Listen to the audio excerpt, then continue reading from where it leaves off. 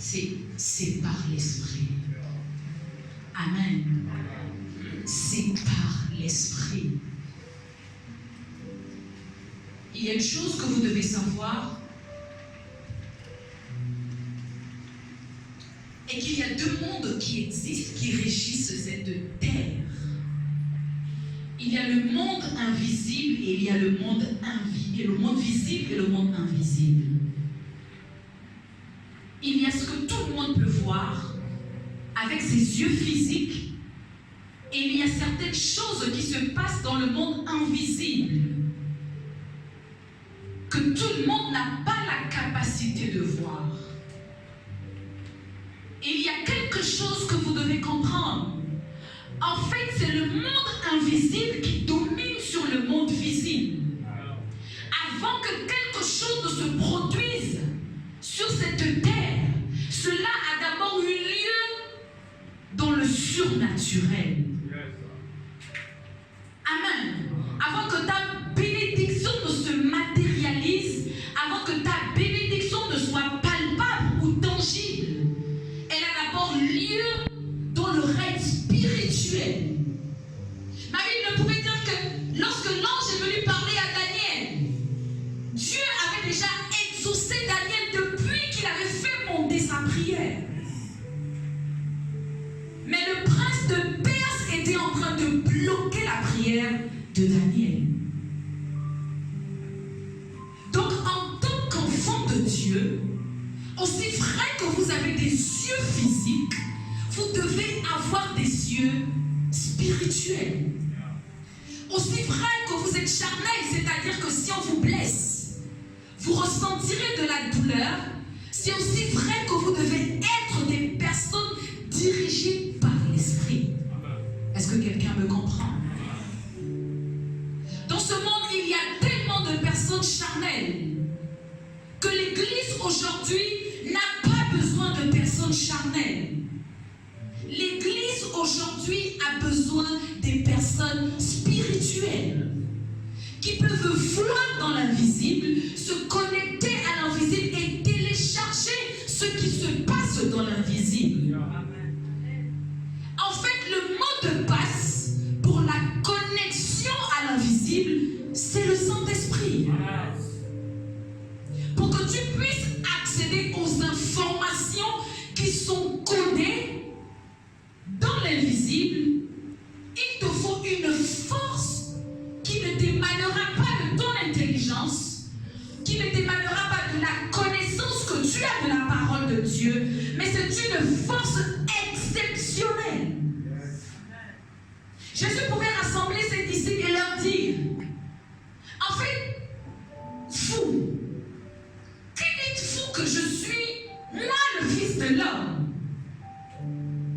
En fait, il pose la question, que dites-vous que je suis, moi le Fils de l'homme? Il dit déjà en fait son côté charnel. Mais il n'avait pas besoin que quelqu'un lui dise, tu es le fils de Marie, de Joseph. Mais il voulait savoir qui avait la capacité de se connecter au logiciel céleste pour télécharger la réelle information. Amen.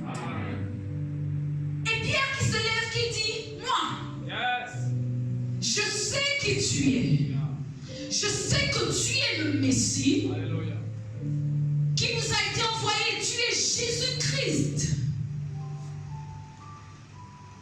Et à Jésus de lui dire, la chair et le sang ne t'ont pas révélé ces choses, mais c'est mon Père, en d'autres termes, c'est l'Esprit qui t'a révélé ces choses.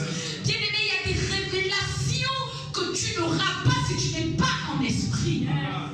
Tu peux lire la parole de Dieu comme moi, tu peux connaître l'étymologie des termes, mais ce n'est pas ce qui va te donner le réma. Amen. Tu peux avoir un CDI dans l'église et quelqu'un d'autre être un stagiaire dans l'église le stagiaire, parce qu'il est un homme spirituel, il se connecte au logiciel céleste et télécharge des données que toi, pasteur, avec ton CDI, tu ne pas. Amen. Hier, la sœur Armelle disait que le Saint-Esprit est une personne, et je suis d'accord avec elle. Le Saint-Esprit est une personne.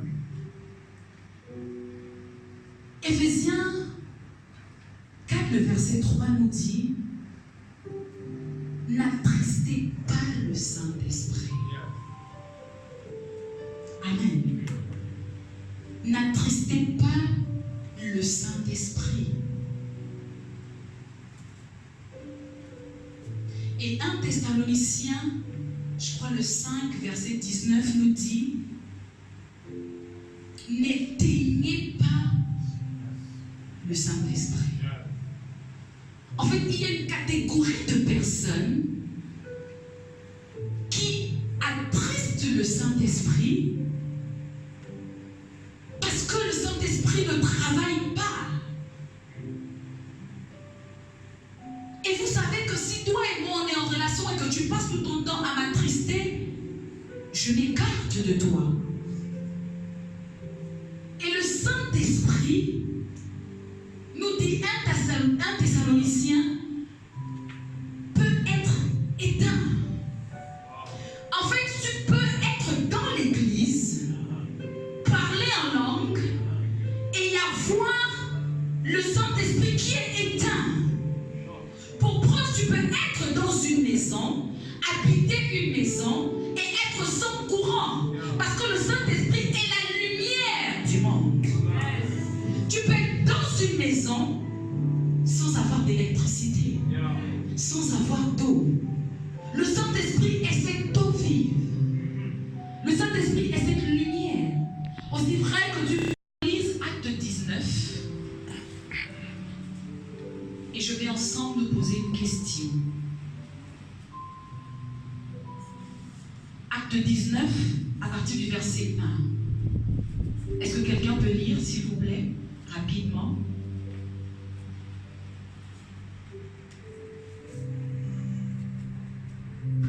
J'ai la parole de Dieu dans Acte 19, 1. Pendant qu'Apollos était à Corinthe, Paul, après avoir parcouru les hautes provinces de l'Asie, arriva à Éphèse. Ayant rencontré quelques disciples, il leur dit: avez-vous reçu le Saint-Esprit quand vous avez cru? Ils lui répondirent: nous n'avons même pas entendu dire qu'il y ait un Saint-Esprit. Il dit: de quel baptême avez-vous donc été baptisés?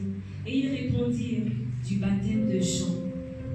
Alors Paul dit: Jean a baptisé du baptême de repentance, disant au peuple de croire en celui qui venait après lui, c'est-à-dire en Jésus. Amen. Sur ces paroles, ils furent baptisés au nom du Seigneur Jésus. Ils furent baptisés au nom du Seigneur Jésus. Lorsque Paul leur eut imposé les mains, le Saint-Esprit vint sur eux. Le Saint-Esprit vint sur eux. Et ils parlaient en langue et prophétisaient. Ils parlaient en langue et prophétisaient. Merci. Paul va leur poser la question de savoir: avez-vous reçu le Saint-Esprit? Bien-aimé, j'ai envie de te dire que Paul, dans ce passage, ne s'adresse pas à des païens. Il ne s'adresse pas à des personnes qui sont hors de l'Église. Mais Paul s'adresse à des gens qui sont dans l'Église, qui se sont fait baptiser d'eau, qui sont là depuis, parce que Paul dit: avez-vous reçu le Saint-Esprit quand vous avez cru? En fait, le fait de dire que je crois au Seigneur Jésus-Christ, qui est mort sur la croix de Golgotha, n'est pas une preuve que tu as reçu le Saint-Esprit. Est-ce que tu as véritablement reçu le Saint-Esprit? Je ne veux pas que tu me parles du nombre d'années que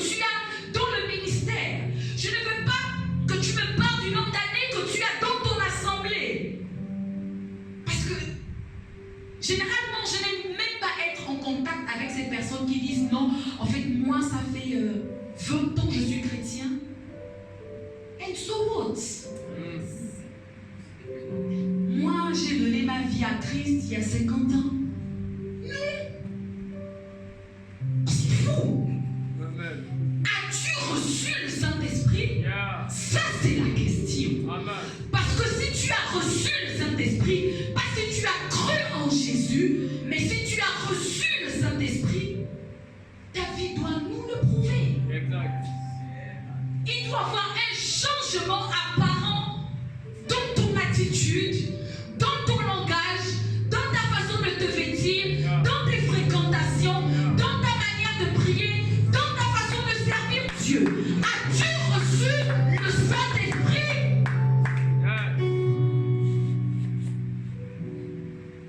Que fais-tu avec le Saint-Esprit? L'Église aujourd'hui est remplie de personnes charnelles, mais qui sont là depuis des années. Tu chantes dans la chair. As-tu reçu le Saint-Esprit?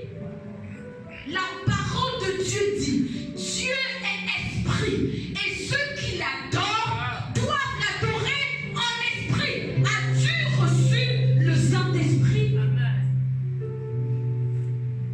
Dieu est esprit. Je vais ajouter, ceux qui le servent doivent le servir en esprit. Yeah. As-tu reçu le Saint-Esprit?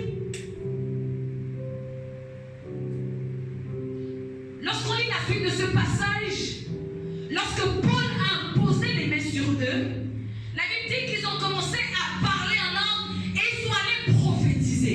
Prophétises-tu en esprit?